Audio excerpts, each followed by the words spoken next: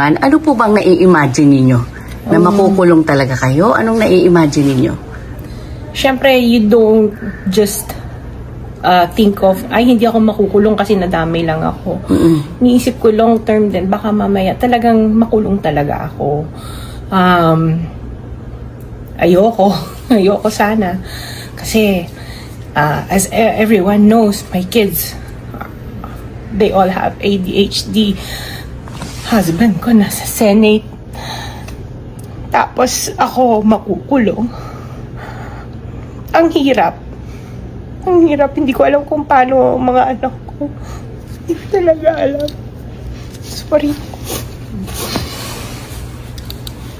Yung anak niyo ang main concern niyo po, ma'am, of course.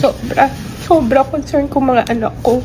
Kasi kung ano man ginagawa namin para sa mga anak namin, tapos biglang ihihiwalay ako sa mga anak ko. Yun yung pinakamahirap na mahiwalay sa mga anak.